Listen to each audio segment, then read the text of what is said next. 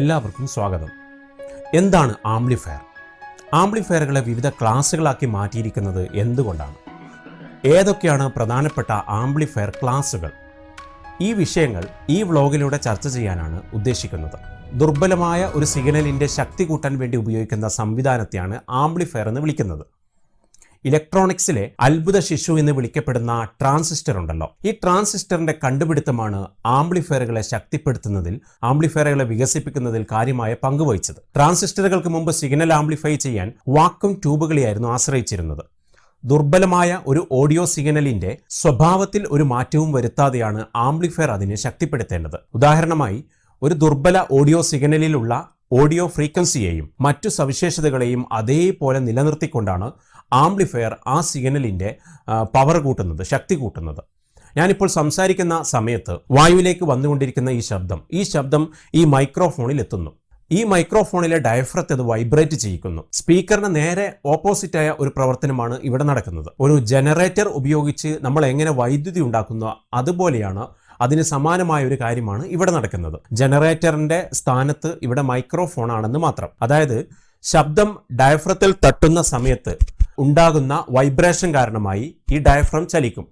ആ ചലനം ഒരു നേരിയ അളവിലുള്ള വൈദ്യുതിയെ സൃഷ്ടിക്കും. ആ വൈദ്യുതി നമ്മൾ സംസാരിച്ച ശബ്ദത്തിൻ്റെ അതേ രൂപത്തിലുള്ള വൈദ്യുതിയാണ്. അതായത് നമ്മുടെ ശബ്ദത്തിൻ്റെ വൈബ്രേഷന് തുല്യമായ ഒരു വൈദ്യുതി. ഈ സിഗ്നലിനെ നേരിട്ടൊരു സ്പീക്കർ ഡ്രൈവറിലേക്ക് കണക്ട് ചെയ്താൽ ആ സ്പീക്കർ ഡ്രൈവറിനെ പ്രവർത്തിപ്പിക്കാനുള്ള ശക്തി വളരെ ചെറിയ അളവിലുള്ള ഈ വൈദ്യുതിക്ക് ഉണ്ടാകില്ല. അതുകൊണ്ട് തന്നെ ഈ ദുർബല സിഗ്നലിനെ സ്പീക്കർ ഡ്രൈവർ പ്രവർത്തിപ്പിക്കാനാകുന്ന വിധത്തിലേക്ക് ശക്തി കൂട്ടേണ്ടതുണ്ട്. അതിനുവേണ്ടിയാണ് ആംപ്ലിഫയറുകൾ ഉപയോഗിക്കുന്നത്. നമ്മുടെ കയ്യിലുള്ള 1.5 വോൾട്ടിൻ്റെ ചെറിയ ബാറ്ററി ഉപയോഗിച്ച് വലിയൊരു മോട്ടോർ പ്രവർത്തിപ്പിക്കാൻ സാധിക്കില്ലല്ലോ. അതുപോലെ തന്നെയാണ് ഇതും. ചുരുക്കി പറഞ്ഞാൽ, വളരെ ദുർബലമായ ഒരു സിഗ്നലിൻ്റെ ശക്തി കൂട്ടിക്കൊണ്ട് തിരികെ നൽകുന്ന ഉപകരണത്തെയാണ് ആംപ്ലിഫയർ എന്ന് വിളിക്കുന്നത്. ഇനി എന്താണ് ആംപ്ലിഫയർ ക്ലാസുകൾ എന്ന് മനസ്സിലാക്കാം. ഒരു ദുർബലമായ സിഗ്നലിനെ ആംപ്ലിഫയർ ശക്തി കൂട്ടി തിരികെ നൽകുന്നു എന്ന് പറഞ്ഞല്ലോ. ഈ ഒരു പ്രക്രിയയ്ക്ക് വേണ്ടി പല വിധത്തിലുള്ള രീതികൾ ഉപയോഗപ്പെടുത്തുന്നുണ്ട്. ആംപ്ലിഫയറുകളെ അവയുടെ സർക്യൂട്ട് കോൺഫിഗറേഷനും പ്രവർത്തന രീതിയുമൊക്കെ അനുസരിച്ച് തരംതിരിച്ചിട്ടുണ്ട്. അതിനെയാണ് ആംപ്ലിഫയർ ക്ലാസുകൾ എന്ന് വിളിക്കുന്നത്. ആംപ്ലിഫയർ ക്ലാസുകളെ പ്രധാനമായും 2 അടിസ്ഥാന ഗ്രൂപ്പുകളാക്കി തിരിച്ചിരിക്കുന്നു.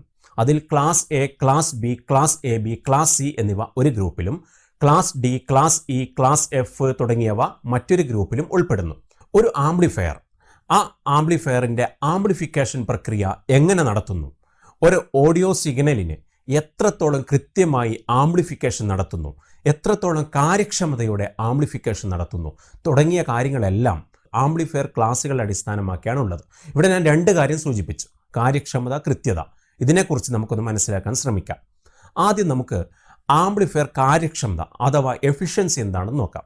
ഒരു ഓഡിയോ സിഗ്നൽ എത്രത്തോളം കാര്യക്ഷമമായി ആംപ്ലിഫയർ വർദ്ധിപ്പിക്കുന്നു എന്നതാണ് കാര്യക്ഷമത കൊണ്ട് സൂചിപ്പിക്കുന്നത്. അതായത് എഫിഷ്യൻസിയുള്ള ആംപ്ലിഫയറിൽ നമ്മൾ സിഗ്നൽ വർദ്ധിപ്പിക്കാനായി കൊടുക്കുന്ന എനർജി ഉണ്ടല്ലോ, ആ എനർജി താപോർജ്ജത്തിൻ്റെ രൂപത്തിൽ വേസ്റ്റ് ആകാതെ പരമാവധി ഔട്ട്പുട്ട് നമുക്ക് തിരികെ നൽകും. ഇവിടെ ആംപ്ലിഫൈ ചെയ്യാൻ വേണ്ടി നമ്മൾ കൊടുക്കുന്ന ഊർജത്തിൻ്റെ ഭൂരിഭാഗവും ആംപ്ലിഫൈ ചെയ്യപ്പെട്ട് തിരികെ ലഭിക്കും. ഇതാണ് കാര്യക്ഷമത കൊണ്ട് ഉദ്ദേശിക്കുന്നത്. രണ്ടാമത് പറഞ്ഞ കൃത്യത എന്താണെന്ന് നോക്കാം. നമ്മൾ ഇൻപുട്ടിൽ ഒരു ഓഡിയോ സിഗ്നൽ നൽകുന്നുണ്ട്. ആ ഓഡിയോ സിഗ്നലിൻ്റെ രൂപം ആംപ്ലിഫയർ ആംപ്ലിഫൈ ചെയ്ത് പുറത്തേക്ക് തരുന്നുണ്ട്. അത് ഇൻപുട്ട് സിഗ്നലിൻ്റെ രൂപവുമായി എത്രത്തോളം കൃത്യമാണ്, അതാണ് കൃത്യത, ലീനിയറിറ്റി കൊണ്ട് അർത്ഥമാക്കുന്നത്. ഏത് ക്ലാസ് എടുത്താലും ഇതിൽ പറഞ്ഞ ഏതെങ്കിലും ഒരു കാര്യം നമുക്ക് നഷ്ടപ്പെടും. ഇനി നമുക്ക് പ്രധാനപ്പെട്ട ക്ലാസ്സുകളെക്കുറിച്ച് ലളിതമായി ഒന്ന് മനസ്സിലാക്കാൻ ശ്രമിക്കാം. ആദ്യം ക്ലാസ് എ ആംപ്ലിഫയറിനെ കുറിച്ച് പറയാം. ഏറ്റവും ലളിതമായ എന്നാൽ കൃത്യത ഏറ്റവും കൂടുതലുള്ള ആംപ്ലിഫയർ ക്ലാസ്സാണ് ക്ലാസ് എ. ഇതിൻ്റെ സർക്യൂട്ടിൽ വളരെ കുറച്ച് കോമ്പണൻറ്റുകൾ മാത്രമേ ആവശ്യമുള്ളൂ. ക്ലാസ് എ ആംപ്ലിഫയറിന് കൃത്യത വളരെ കൂടുതലായിരിക്കും. അതായത് ഒരു ഓഡിയോ സിഗ്നലിലെ ഒരു ഫ്രീക്വൻസി എന്നത് 360 ഡിഗ്രി ആയിരിക്കും. അത് 180 ഡിഗ്രി പോസിറ്റീവ് ഹാഫ് സൈക്കിളും 180 ഡിഗ്രി നെഗറ്റീവ് ഹാഫ് സൈക്കിളും ഉണ്ടാകും. അത് അതേപോലെ ഔട്ട്പുട്ട് നൽകാൻ ക്ലാസ് എ ആംപ്ലിഫയറിന് സാധിക്കും. അതുപോലെ തന്നെ ഗെയിൻ കൂടുതലായിരിക്കും, ഡിസ്റ്റോർഷൻ ആണെങ്കിൽ വളരെ കുറവുമായിരിക്കും. ഇക്കാര്യങ്ങളൊക്കെ കാരണം ഓഡിയോ ക്വാളിറ്റിയുടെ കാര്യത്തിൽ ഏറ്റവും മികച്ച ക്ലാസ്സാണ് ക്ലാസ് എ. പക്ഷേ ഏറ്റവും കാര്യക്ഷമത കുറവുള്ള ക്ലാസ്സുമാണ് ക്ലാസ് എ. നമ്മൾ ഇൻപുട്ട് സിഗ്നൽ കൊടുത്താലും ഇല്ലെങ്കിലും ട്രാൻസിസ്റ്ററിൻ്റെ ഔട്ട്പുട്ടിൽ എല്ലായ്പ്പോഴും കറണ്ട് ഒഴുകിക്കൊണ്ടിരിക്കും. അതാണ് ഈ ക്ലാസ് എ ആംപ്ലിഫയറിൻ്റെ എഫിഷ്യൻസിയെ കുറക്കുന്നത്. കൊടുക്കുന്ന ഊർജത്തിൻ്റെ 1/4 താപമായി പാഴായിപ്പോകും എന്നൊരു പ്രശ്നമുണ്ട്. ഉയർന്ന അളവിലുള്ള താപം പുറത്തേക്ക് വിടുന്നത് കൊണ്ട് താപം കുറക്കാനുള്ള വലിയ ഹീറ്റ് സിങ്കും മറ്റും ഇതിൽ വേണ്ടിവരും. അതുകൊണ്ട് തന്നെ ആംപ്ലിഫയറിൻ്റെ വലിപ്പം വളരെയധികം കൂടും. നമ്മൾ കൊടുക്കുന്ന ഊർജത്തിൻ്റെ ഏതാണ്ട് 30% ഊർജം മാത്രമേ നമുക്ക് തിരികെ ലഭിക്കുന്നുള്ളൂ. 70% മുകളിൽ ഊർജവും പാഴായി പോവുകയാണ് ചെയ്യുന്നത്. കുറച്ചുകൂടി വ്യക്തമാക്കാനായി ഒരു ഉദാഹരണം പറയാം. അതായത് ക്ലാസ് എ ആംപ്ലിഫയറിൽ നിന്ന് നമുക്ക് 250 വാട്ട്സ് പവർ ഔട്ട്പുട്ട് വേണമെന്ന് കരുതുക. അത്രയും ഓഡിയോ പവർ നമുക്ക് ലഭിക്കണമെങ്കിൽ 1000 വാട്ട്സിനടുത്തുള്ള ഇൻപുട്ട് പവർ നമ്മൾ നൽകേണ്ടതുണ്ട്. മികച്ച ഓഡിയോ ക്വാളിറ്റി ഉണ്ടായിട്ടും ക്ലാസ് എ ആംപ്ലിഫയർ അത്ര വ്യാപകമല്ലാത്തതിൻ്റെ കാരണം മനസ്സിലായിട്ടുണ്ടാകും എന്ന് കരുതുന്നു. ഇനി ക്ലാസ് ബി എന്താണെന്ന് നോക്കാം. ക്ലാസ് എ ആംപ്ലിഫയറുമായിട്ട് ബന്ധപ്പെട്ട കാര്യക്ഷമതക്കുറവിനും അമിതമായ താപം പുറത്തേക്ക് വിടുന്ന ചൂടാക്കൽ പ്രശ്നങ്ങൾക്കും പരിഹാരമായി കണ്ടുപിടിക്കപ്പെട്ട ആംപ്ലിഫയർ ആയിരുന്നു ക്ലാസ് ബി ആംപ്ലിഫയർ. ക്ലാസ് എയിൽ നിന്നും വ്യത്യസ്തമായി 2 ട്രാൻസിസ്റ്ററുകൾ ക്ലാസ് ബിയിൽ ഉപയോഗിക്കുന്നു.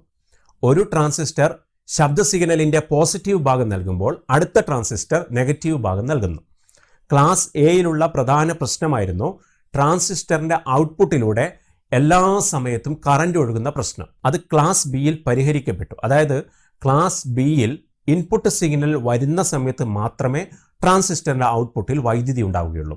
ഇൻപുട്ട് സിഗ്നൽ ഇല്ലാത്ത സമയങ്ങളിൽ ട്രാൻസിസ്റ്ററിൻ്റെ ഔട്ട്പുട്ട് 0 ആയിരിക്കും. ഇത് കാരണം കാര്യക്ഷമത വളരെയധികം കൂടി. അതായത് ക്ലാസ് എയുടെ എഫിഷ്യൻസി എന്നത് 30% താഴെയായിരുന്നെങ്കിൽ ക്ലാസ് ബിയിലെത്തിയപ്പോൾ 75% മുകളിലെത്തി. അതായത് കൊടുക്കുന്ന ഊർജത്തിൻ്റെ 1/4 തിരികെ നൽകാൻ ക്ലാസ് ബി ആംപ്ലിഫയറിന് സാധിച്ചു. പക്ഷെ അതോടൊപ്പം ഓഡിയോ ക്വാളിറ്റിയിൽ ചില പ്രശ്നങ്ങളും സംഭവിച്ചു. അതായത് ഇവിടെ 2 ട്രാൻസിസ്റ്റർ ഉപയോഗിക്കുന്നുണ്ടെന്ന് പറഞ്ഞല്ലോ. ഒരു ട്രാൻസിസ്റ്റർ പോസിറ്റീവ് ഹാഫ് സൈക്കിൾ നൽകുമ്പോൾ അടുത്ത ട്രാൻസിസ്റ്റർ നെഗറ്റീവ് ഹാഫ് സൈക്കിൾ നൽകും. അപ്പോൾ ചെറിയൊരു പ്രശ്നം സംഭവിക്കുന്നുണ്ട്. ഒരു പോസിറ്റീവ് തരംഗം പൂർത്തിയായി അടുത്ത തരംഗം വരുന്നത് രണ്ടാമത്തെ ട്രാൻസിസ്റ്ററിൽ നിന്നാണ്. അവിടെ ചെറിയൊരു ഡിലേ വരുന്നുണ്ട്. ട്രാൻസിസ്റ്ററിൻ്റെ സവിശേഷ സ്വഭാവം കാരണമാണ് ഇങ്ങനെ സംഭവിക്കുന്നത്. 0.7 വോൾട്ടേജ് എത്തുന്നത് വരെ ട്രാൻസിസ്റ്റർ ഓൺ ആകില്ല. അതിനെക്കുറിച്ച് വിശദമായി ട്രാൻസിസ്റ്ററുമായി ബന്ധപ്പെട്ട ഒരു വ്ലോഗ് ചെയ്ത് അതിൽ വ്യക്തമാക്കാം.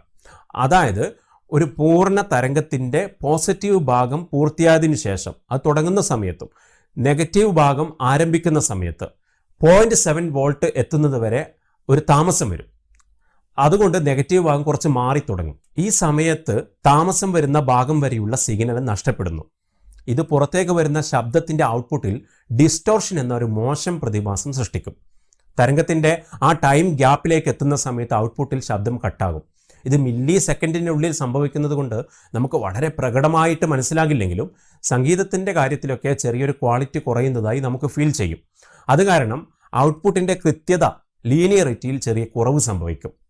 അതായത് കാര്യക്ഷമത കൂട്ടിയപ്പോൾ ശബ്ദത്തിൻ്റെ ക്വാളിറ്റിയെ നമുക്ക് ബലി കൊടുക്കേണ്ടി വന്നു എന്ന് പറയാം. ക്രോസ് ഓവർ ഡിസ്റ്റോർഷൻ എന്ന പേരിലാണ് ഈ ഒരു പ്രശ്നം അറിയപ്പെട്ടത്. ഔട്ട്പുട്ട് ക്വാളിറ്റിയുടെ കാര്യത്തിൽ ക്ലാസ് എ മികച്ച ആംപ്ലിഫയർ ആയിരുന്നു. പക്ഷേ കാര്യക്ഷമതയിലെത്തിയപ്പോൾ വലിയ പരാജയമായി മാറി. ക്ലാസ് ബി കാര്യക്ഷമതയിൽ വിജയിച്ചു, പക്ഷേ ഔട്ട്പുട്ട് ക്വാളിറ്റിയുടെ കാര്യത്തിൽ പരാജയപ്പെട്ടു. ഈ 2 ക്ലാസുകളുടെയും പരാജയങ്ങൾ പരിഹരിക്കാനുള്ള ആലോചനയിൽ നിന്ന് മറ്റൊരു ക്ലാസ് രൂപപ്പെട്ടു. അതാണ് class A B amplifier. Class എയുടെയും ക്ലാസ് ബിയുടെയും ഗുണങ്ങളെയെല്ലാം കൂട്ടിയോജിപ്പിച്ച് തയ്യാറാക്കപ്പെട്ട ആംപ്ലിഫയറാണ് class A B amplifier. Class ബിയുടെ സവിശേഷതയായ കൂടിയ എഫിഷ്യൻസി ക്ലാസ് എ ബിയിൽ വരാനുള്ള കാരണം ഇവിടെയും 2 ട്രാൻസിസ്റ്ററുകൾ തന്നെ ഉപയോഗിച്ചു എന്നതാണ്. ക്ലാസ് എ ബി ആംപ്ലിഫയറിനെ ഒരു പുഷ് പുൾ ആംപ്ലിഫയർ എന്നും വിളിക്കാറുണ്ട്. ബി എ ആംപ്ലിഫയറിനെയും അങ്ങനെ വിളിക്കാറുണ്ട്. അതായത് ഒരു ട്രാൻസിസ്റ്റർ തരംഗരൂപത്തിൻ്റെ പോസിറ്റീവ് ഹാഫ് സൈക്കിളിൽ വോൾട്ടേജ് മുകളിലോട്ടേക്ക് വലിക്കുമ്പോൾ അടുത്ത ട്രാൻസിസ്റ്റർ നെഗറ്റീവ് ഹാഫ് സൈക്കിൾ വരുമ്പോൾ വോൾട്ടേജിനെ താഴോട്ടേക്ക് തള്ളിവിടും. അതുകൊണ്ട് ഒരു പുഷ് പുൾ ആംപ്ലിഫയർ എന്ന് വിളിക്കാറുണ്ട്. എങ്കിലും ക്ലാസ് ബിയുടെ അത്രത്തോളം എഫിഷ്യൻസി ക്ലാസ് എ ബിക്ക് ലഭിക്കില്ല. അതുകൊണ്ട് താപത്തിൻ്റെ അളവ് ക്ലാസ് ബിയേക്കാൾ കൂടുതലായിരിക്കും. അതുപോലെ തന്നെ ക്ലാസ് എയിലുള്ള ഉയർന്ന കൃത്യത ക്ലാസ് എ ബിക്ക് ഏകദേശം ലഭിച്ചു. അത് സാധ്യമായത് 2 ട്രാൻസിസ്റ്ററുകളുടെയും ഓണായി വരാനുള്ള വോൾട്ടേജ് 2 ട്രാൻസിസ്റ്ററുകൾക്കും പ്രത്യേക സർക്യൂട്ട് വഴി നൽകി. അതുകൊണ്ട് തന്നെ ക്രോസ് ഓവർ ഡിസ്റ്റോർഷൻ എന്ന പ്രശ്നം ഒരു പരിധിവരെ പരിഹരിക്കപ്പെട്ടു. ഏറ്റവും പ്രചാരത്തിലുള്ള ഓഡിയോ ആംപ്ലിഫയർ ക്ലാസ് ആണ് ക്ലാസ് എ ബി. ഹൈഫൈ സിസ്റ്റങ്ങളിൽ, ഹോം തിയേറ്ററുകളിൽ വ്യാപകമായി ഉപയോഗിക്കപ്പെടുന്ന ഐസികളെല്ലാം ഭൂരിഭാഗം ഐസികളും ക്ലാസ് എ ബി വിഭാഗത്തിൽ വരുന്നവയാണ്.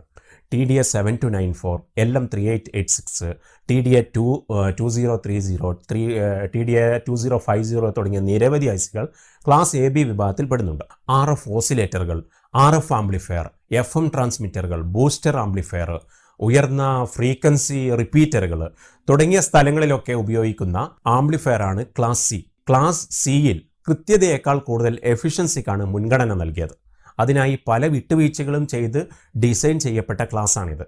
അതുകൊണ്ട് തന്നെ ക്ലാസ് C എന്ന ക്ലാസ് ഓഡിയോ ആംപ്ലിഫയറുകൾക്ക് വേണ്ടി ഉപയോഗിക്കാറില്ല. Class A, class B, class AB, class C തുടങ്ങിയവ ഒരു ഫാമിലിയിൽ പെട്ടതാണെങ്കിൽ ഇതിൽ നിന്നും വ്യത്യസ്തമായ രീതിയിലാണ് ക്ലാസ് D പ്രവർത്തിക്കുന്നത്. മികച്ച ഓഡിയോ ക്വാളിറ്റി നൽകാൻ ഏത് ഗ്രൂപ്പിനാണ് സാധിക്കുക എന്ന് ക്ലാസ് D യെക്കുറിച്ച് കൂടി മനസ്സിലാക്കിയാൽ മാത്രമേ നമുക്ക് വ്യക്തമാവുകയുള്ളൂ. അതിനെക്കുറിച്ച് വിശദമായി അടുത്ത വ്ലോഗിൽ വ്യക്തമാക്കാം. എല്ലാവർക്കും നന്ദി.